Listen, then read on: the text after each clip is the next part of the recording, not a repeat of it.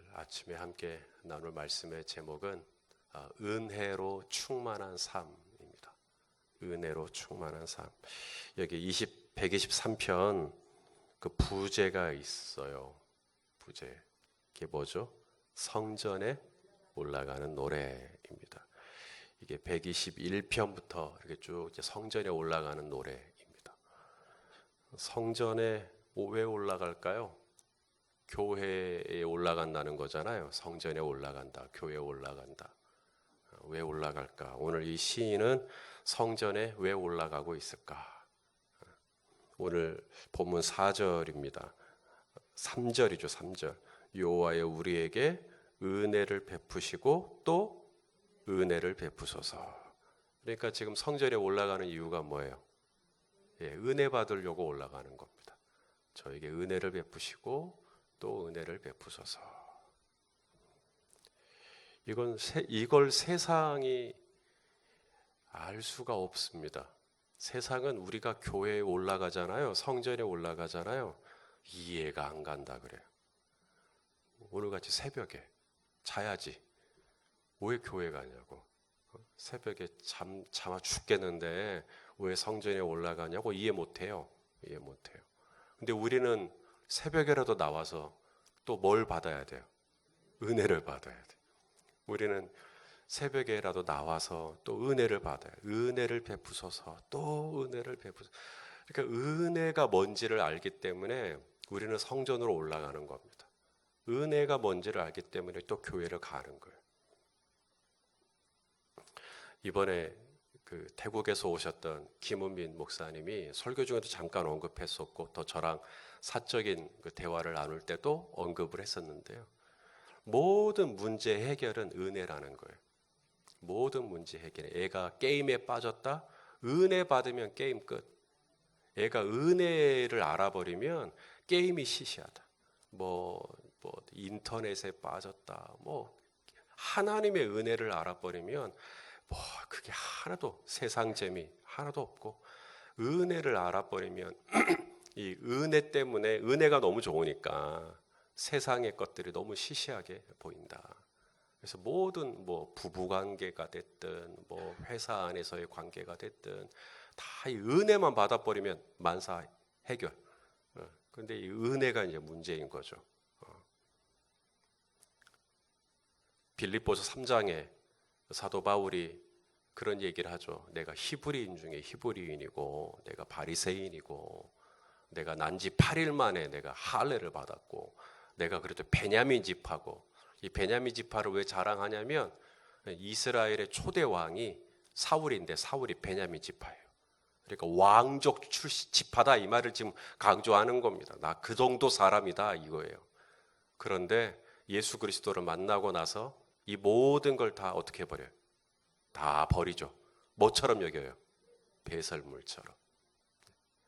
우리 빌립보서 3장 8절입니다. 빌립보서 3장 8절 한번 읽어보십시다. 시작. 또한 모든 것을 해로 여김은 내 주 그리스도 예수를 아는 지식이 가장 고상하기 때문이라. 내가 그를 위하여 모든 것을 잃어버리고 배설물로 여김은 그리스도를 얻고. 세상은 이해 못해요. 세상은 어떻게 그렇게 다 버리냐고. 게임도 버리고 인터넷도 버리고 막 휴대폰도 버리고 이 재밌는 걸 왜 버리냐고. 새벽에 잠자는 게 얼마나 맛있는데 버리냐고. 근데 우리는 그래서 그것보다 훨씬 좋은 게 있다. 훨씬 좋은 게 있다. 거기 가면 돈이 나오요, 떡이 나오요. 그럼 우리 뭐라고 대답해요? 나온다. 돈보다 더 좋고 떡보다 더 좋은 게 나온다. 너희들이 죽었다 깨어나도 알 수 없는 신비한 게 나온다. 절대 이해 못합니다. 절대 우리가 이걸 뭐라고 설명을 할 거예요? 이 은혜를 어떻게 설명을 할 거예요? 이건 우리 신자만 아는, 성도만 아는 비밀인데 은혜가 있다. 오늘 성전에 올라가는 노래 왜 올라갈까? 왜 성전으로 갈까? 은혜를 베푸소서, 또 은혜를 베푸소서. 은혜를 맛본 자인 거예요. 은혜를 알기 때문에 또 교회 나오고 또 교회 나오고 또 성전에 올라가고. 자, 그러면 이제 어떻게 하면 성전에 올라가서 교회에 가서 은혜를 받을 수 있을까? 어떻게 하면 우리가 교회에 와서 은혜를 받을 수 있을까? 오늘 시인이 은혜 받는 방법을 얘기해 줍니다. 뭐라 그래요? 눈을 들어 주님을 바라보나이다. 이 얘기를 하죠. 그러면 은혜 받을 수 있다는 거예요. 자, 1절 말씀입니다. 우리 1절을 같이 읽겠습니다. 시작. 하늘에 계시는 주여, 내가 눈을 들어 주께 향하나이다. 아멘. 이러면 은혜 받을 수 있어요. 우리의 눈이 항상 누구를 바라보고 있으면 돼요. 근데 자꾸 세상을 보며 사람을 보며 막 이러면 은혜를 못 받아요. 은혜를 받았다가도 세상을 보며 사람을 볼 때 만족함이 없어요. 항상 우리의 눈을 들어 누구를 바라보셔야 돼요? 우리 주님 바라보셔야 돼요. 그래야 은혜를 받을 수 있어요. 물은 높은 데서 낮은 데로 흘러요? 거꾸로 가요? 높은 데서 낮은 데로 흐르듯이 은혜는 교만한 자리에서 겸손한 자리로 흐르게 돼 있어요. 그래서 겸손한 자는요, 항상 은혜를 받아요. 항상 은혜를 받아요. 왜 교만한 자는 은혜를 못 받을까요? 교만이 뭔지 아시죠? 주님께 눈을 안 마주쳐요. 왜 주님을 안 마주치냐고요? 주님 없이도 나 혼자 충분할 것 같거든요. 그러니까 굳이 주님 안 보는 거예요. 굳이 주님을 향하지 않는 거예요. 굳이 기도 안 해요. 그런데 겸손하잖아요. 겸손하면 어떻게 돼요? 순간순간 주님 의지해요. 주님 저 도와주십시오. 주님 은혜를 베풀어 주십시오. 그러니까 그 겸손한 자에게 하나님의 은혜가 흘러가는 거예요.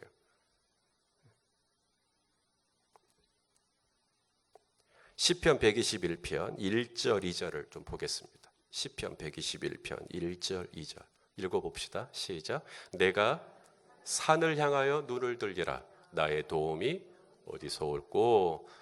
나의 도움은 천지를 지으신 여호와에게서로다. 자, 처음에는 어딜 봤어요? 산을 봤죠. 그러다가 나중에는 누구를 봐요? 하나님 보죠. 왜 처음엔 산을 봤을까? 고대에 옛날에는 산이 전쟁을 할 때 나를 지켜주고 보호해줘요. 산이. 그래서 높은 산에 둘러 있는 것이 나에게 유리했어요. 그래서 예루살렘은 해발이 750m입니다. 굉장히 높아요. 그런 곳에 있었기 때문에 난공불락의 요새였어요. 산이 있으면, 산이 많으면 나는 그만큼 안전하다고 생각을 했던 거죠. 산이 나를 둘렀다. 그래서 눈을 들어 산을 보는 거예요. 야, 나에게는 이 산도 있고, 나에게는 이 산도 있고, 나에게는 이 산도 있고, 앞에도 산이 있고, 난 뒤에도 산이 있고, 나는 산이 이렇게 많네. 산이 자꾸 많으니까 그분은 하나님을 덜 보는 겁니다. 산이 너무 많아, 그분은. 그러니까 산이 많으니까 하나님은 안 봐요. 그런데 시인이 산을 보는 게 아니라 그 다음 어디를 봐요? 그 산을 지으신, 천지를 지으신 하나님을 보기 시작하죠. 자꾸 산을 보면 오히려 은혜가 떨어져요. 그런데 그 산을 만드신, 천지를 지으신 여호와에게 나의 눈을 걷다 두는 거죠. 성도 여러분, 내가 주님을 얼마만큼 봐야 될까요? 내가 눈을 들어 주님을 향하나이다. 얼마만큼 주님께 향해야 될까요? 그냥 찔끔찔끔, 그냥 드문드문, 그냥 시간 날 때, 요렇게 그냥 그때만 주님 바라봐도 될까요? 물론 전혀 안 보는 것보단 낫겠지만, 오늘 본문 2절입니다. 자, 123편 2절 말씀을 또 읽겠습니다. 시작. 상전의 손을 바라보는 종들의 눈같이, 여주인의 손을 바라보는 여종의 눈같이 우리의 눈이 여호와 우리 하나님을 바라보며 우리에게 은혜 베풀어 주시기를 기다리나이다. 얼마만큼 바라봐야 되나? 오늘 시인이 비유를 드는 겁니다. 종이 자기 주인의 손을 바라보는 것처럼 바라봐야 된다. 여종이 여주인의 손을 바라보는 것처럼 바라봐야 된다. 뭘 바라보는 것처럼? 손. 이 손은 다이어예요. 다이어. 다이어란 말은 이 손 안에 포함되어 있는 뜻이 너무 많아요. 예를 들어서 아기가 이렇게 눕히면 울어요. 그리고 안아주면 안 울어요. 그럴 때 우리가 뭐라 그래요? 애가 손 탔네. 그런 표현 써요? 네, 손 탔네. 도움이 필요할 때 손 좀 빌려주십시오. 그러죠? 어렸을 때부터 저는 누구 손에서 자랐다. 그렇죠? 누구 손에서 자랐다. 이런 식으로 손 안에 뜻이 여러 가지가 있기 때문에 다이어예요. 그러면 지금 이 상전의 손을 바라보고 여주인의 손을 바라본다라고 할 때 지금 이 시인이 강조하는 건 손을 바라보자라는 뜻이 아닙니다. 지금 손이 아니고요. 지금 여기서 주목하고 싶은 것은 그 손을 바라보는 종들처럼, 여주인의 손을 바라보는 여종들처럼 주님을 바라보자는 거거든요. 그러니까 이 주인의 손에 모든 게 달려 있거든요. 이 종이 그 주인의 손 하나에 살기도 하고 죽기도 하고 모든 게 이 손에 달려 있어요. 그렇기 때문에 종들은 이 주인의 손을 주목할 수밖에 없고 이 주인의 손을 항상 주목할 수밖에 없는 그런 간절한 마음으로, 그런 애타는 마음으로 우리 주님을 바라보고, 그래야 우리 안에 은혜가 흘러올 수 있다. 그 얘기를 지금 하는 겁니다. 자, 마태복음 15장 27절. 수로보니게 족속 여인의 고백이죠. 이런 마음으로 바라보는 거죠. 읽어봅시다. 시작. 여자가 이르되 주여 올소이다마는 개들도 제 주인의 상에서 떨어지는 부스러기를 먹나이다 하니. 이런 마음, 부스러기라도 좋다. 그런 마음으로 이 개들이 그 밥 먹을 때 보면 주변을 어슬렁 거려요. 달라고는 못하고. 그러다가 뭐가 툭 떨어지잖아요. 그러면 훅 하고 이제 그리 가는 거죠. 마치 언제 떨어지나, 주인의 상에서 뭐 혹시라도 고기 한 점이라도 떨어지나, 그런 마음으로 우리가 하나님의 은혜를 늘 주목하고 있어야 된다. 오늘 이 찬송 부를 때 은혜가 받으려나?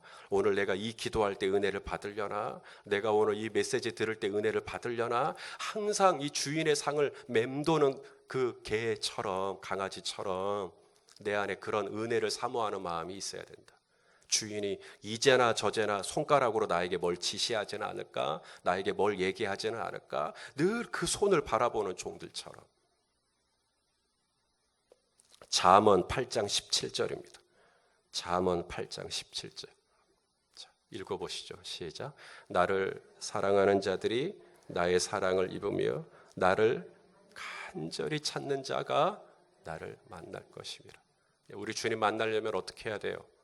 간절히 찾아야 돼요. 주여, 주여 하고.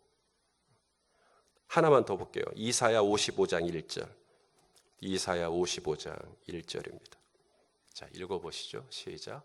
오호라 너희 모든 목마른 자들아 물로 나오라. 돈 없는 자도 오라. 너희는 와서 사 먹되 돈 없이 값 없이 와서 포도주와 젖을 사라. 이 포도주와 젖, 이게 은혜거든요. 은혜. 포도주 마음껏 마시고 젖, 우유도 마음껏 다 가져가도 된다는 거예요. 단 포도주하고 젖을 가져가려면 조건이 있어야겠죠. 뭐예요? 목마른 자들아. 본인이 이 목마름이 있어서 나 포도주 좀 있었으면, 우유 좀 있었으면, 이게 있어야 포도주도 가져가죠. 값은 안 들어요. 공짜예요. 은혜는 공짜니까. 그런데 문제는 내가 배가 안 고파요. 내가 목이 안 말라요.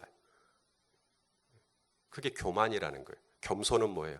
내가 늘 목마른 거예요. 내가 늘 배고픈 거예요. 그러면 하나님의 은혜가 값없이 부어지는 줄로 믿습니다. 우리 하나님은 은혜의 하나님이세요. 우리 하나님은 기본적으로 이 은혜를 베풀기를 원하시는 분이세요. 하나님의 보좌 좌우편에는 우리에게 주실 이 은혜가 그냥 쌓여 있어요. 언제든지 우리에게 이 은혜를 주실 수 있으세요. 자, 말씀을 통해 확인하겠습니다. 민수기 6장 25절입니다. 민수기 6장 25절. 자, 우리 하나님은 어떤 하나님인가? 시작. 여호와는 그의 얼굴을 내게 비추사 은혜 베푸시기를 원하시는 분이세요. 우리에게 은혜를 베풀기를 원하셔요. 우리가 은혜를 구하기도 전에 하나님은 우리에게 은혜를 베풀어 주기를 원하셔요. 시편 67편 1절입니다. 시편 67편 1절. 자, 시작. 하나님은 우리에게 은혜를 베푸사 복을 주시고 그의 얼굴 빛을 우리에게 비추사. 아멘입니까? 자, 요한복음 1장 17절. 우리 예수님입니다. 요한복음 1장 17절. 우리 예수님은 어떤 분이신가? 읽어보겠습니다. 시작. 율법은 모세로 말미암아 주어진 것이요 은혜와 진리는 예수 그리스도로 말미암아 온 것이라. 그러니까 우리 예수님에게는 뭐가 있다는 거예요? 은혜와 진리. 이게 오묘한 거예요, 성도 여러분. 은혜와 진리. 이 진리는 굉장히 차가운 겁니다. 진리는 정확한 거예요.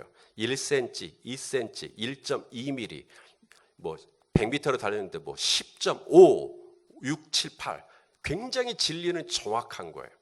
근데 진리만 가지고 있으면 현장에서 가늠하다 잡혀온 여인 돌에 맞아 죽습니다. 근데 우리 예수님은 진리만 있지 않죠. 뭐가 있어요? 은혜가 있어요. 칼만 가지고 있으면 사람 무서워요. 뭐가 있어야 돼요? 칼집이 있어야죠. 칼집이. 우리 예수님은 칼집이 있어요. 그래서 그걸 가지고 야, 나도 너를 정죄하지 않겠다. 돌아가거라. 그러니까 예수님 앞에 가면 우리가 숨을 쉬고, 그래서 우리 예수님은 나에게 은혜를 베풀어 주신 세리와 죄인들이 그냥 예수님 옆에 있는 거예요. 왜냐하면 예수님은 은혜가 있으니까. 여러분, 교회가 교회 되려면 물론 교회에 진리 있어야 돼요. 근데 진리만 있으면 안 돼요. 반드시 진리와 더불어서 뭐가 있어야 돼요? 은혜가 있어야 돼요. 은혜. 검사만 있으면 안 돼요. 변호사가 있어야 돼요. 여러분, 왜 우리에게 은혜가 필요할까? 왜 저와 여러분의 삶에 은혜가 필요할까? 저와 여러분의 삶에 아무런 문제가 없다면 아마 그다지 은혜를 필요로 하지 않을 거예요. 하지만 저와 여러분의 삶에는 복잡하고 다양한 문제들이 있어요. 오늘 시인도 마찬가지입니다. 자, 3절과 4절.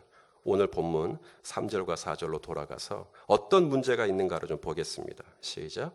여호와여 우리에게 은혜를 베푸시고 또 은혜를 베푸소서. 왜냐하면 심한 멸시가 우리에게 넘치나이다. 안일한 자의 조소와 교만한 자의 멸시가 우리 영혼에 넘치나이다. 그래서 이 시인은 아마도 포로 생활을 마치고 외국에서의 포로 생활을 마치고 돌아온 사람이 쓴 시일 거다라고 이제 이야기를 하는 겁니다. 왜냐하면 바벨론에 있었던, 페르시아에 있었던, 아수르에 있었던 이 포로 생활을 했던 이 백성들이 그 외국에 있을 때 얼마나 많은 조소와 멸시와 학대를 받았겠는가. 자, 그들이, 유대인들이, 히브리인들이 이제 예배를 드리는 겁니다. 그러면 이제 아수르 사람들이 그러는 거예요. 야, 너희를 지켜주지도 못한 하나님한테 예배하냐? 응? 또 기도를 하겠다고 모인 거예요. 그러면 또 페르시아 사람들이 그러는 거예요. 야, 너희를 지켜주지도 못하고 너희 망했잖아. 너희를 망하게 한 그 신한테 기도하는 거냐? 우리 신을 믿어라, 차라리. 이렇게 조소하고 멸시하고 이런 어려움을 겪는 것이죠. 저와 여러분의 삶에 자존심이 상하고 정말 말도 안 되는 일을 겪는 일들이 없으면 참 좋겠지만, 때로는 그런 일들이 정말로 눈물의 밥을 먹는 일들이 있을 수 있다는 거죠. 그럴 때 그런 엄청난 멸시와 모멸과 어려움과 고통을 당할 때 세상은 그것을 유흥으로 풉니다. 방법이 없으니까. 그들은 하나님을 알 수가 없고 은혜를 알 수가 없기 때문에 그것을 어쩔 수가 없어요. 그쪽으로 갈 수밖에 없습니다. 하지만 저와 여러분은 하나님을 알고 그분 안에 있는 넉넉한 은혜를 알아요. 그래서 신자는 힘든 일이 있고 스트레스가 있고 어려움이 있고 답답한 문제를 만나면 곧바로 생각하는 게 뭐예요? 아, 나 기도하러 가야겠다. 나 하나님께 올라가야겠다. 성전에 올라가야겠다. 지금 시간 몇 시냐? 아, 상관없다. 나 교회 가야겠다. 기도해야겠다. 왜요? 우리는 이 안에서 하나님의 은혜를 주시고 은혜를 주시면 우리는 어떤 멸시와 조소와 어려움 속에서도 우리는 넉넉히 감당할 수 있는 은혜와 힘을 공급받게 되는 줄로 믿습니다. 그러면 우리는 또 넘어가는 거예요. 우리의 비밀은 하나님으로부터 받는 은혜에 있는 줄로 압니다. 저 오늘 이제 분당으로 갑니다. 남아공에서 정말 친하게 지냈던 김 기자 사모님이 지난주에 갑자기 돌아가셨습니다. 그래서 이제 남아공에서는 장례가 다 치러졌고 이제 한국에 와서 이제 예배를 드리는 건데, 제가 아는 목사님이 지난주에 돌아가셨다는 얘기 듣고 바로 날아갔어요. 그분도 남아공에서 저랑 같이 지냈던 목사님이신데, 그분은 저한테 전화해가지고 목사님, 아무래도 저는 직접 한번 가야 되겠습니다. 선교사님 옆에 있어 드려야 되겠습니다. 저는 뭐 부흥회도 인도하고 있었고 뭐 도저히 갈 수가 없었죠. 그래서 그분이 가셨어요. 가가지고 이제 장례 예배 때 이제 운구를 이제 그분이 하셨어요. 운구를 하는 그날 그 홀에 모여 있는 사람들이 이제 그 외국식으로 장례가 진행이 되니까 관이 이렇게 얼굴이 이렇게 열려요. 얼굴 부분만. 그래서 뷰잉이라 그래가지고 이제 고인의 얼굴을 이제 직접 보는 겁니다.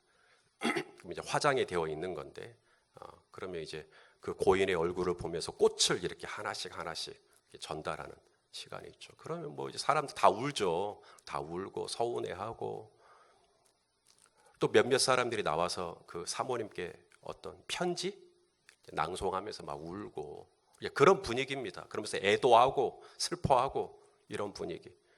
근데 그 목사님이 자기는 너무너무 마음이 아프고 이 선교사님, 그 남편 되시는 이승재 선교사님 위로하겠다고 간 건데, 이승재 선교사님이 얼굴이 너무 평안한 거예요. 남편이. 그래서 아니 다 이렇게 슬픈데 정작 남편이 너무나 얼굴이 평안하니까 목사님이 물었다는 거예요. 선교사님, 왜 이렇게 얼굴이 환하시고 편안하십니까? 선교사님이 말씀하십니다. 하나님이 예배드릴 때 자기에게 말씀하셨대요. 뭐라고요? 네 안에 내 옆에 있다. 귀자가 내 옆에 있다. 그렇게 말씀하셨대요. 그 이야기 딱 듣는 순간 그 슬펐던 감정, 그 어려웠던 감정이 싹 녹아져 버렸어요. 그리고 내 사랑하는 아내가 지금 주님 옆에 있구나 생각하니까 모든 슬픔이 그렇게 확 하고 풀어졌다는 거예요. 그래서 그렇게 화나다는 거예요. 세상은 알래야 알 수 없는 부분입니다. 오직 성도는 하나님의 은혜를 받아버리면 웃음 지을 수 없을 때 웃고요. 정말 그렇게 밝을 수 없을 것 같은데도 밝고요. 그게 바로 신자가 가지고 있는 놀라운 비밀인 줄로 믿습니다. 오늘 심한 멸시와 안일한 자의 조소와 교만한 자의 멸시, 이런데도 성전에 올라가요. 이런데도 교회 가요. 왜냐하면 거기서 내가 은혜만 받아버리면 이 모든 문제가 해결될 수 있는 힘과 능력을 공급받기 때문이죠. 사랑하는 여러분, 이 교회에 와서 물론 진리도 받으셔야죠. 하지만 진리만 있으면 삭막해요. 진리와 더불어 뭐가 있어야 돼요? 은혜가 있어야 돼요. 그래서 이 성전에 올 때마다 진리도 받고 은혜를 더 많이 받으셔서 늘 그 은혜로 세상을 이기고 은혜로 여러분의 삶 가운데 찾아온 곤고함의 문제를 풀어나가는 그런 실력 있는 성도님들이 되시기를 예수님의 이름으로 축원합니다.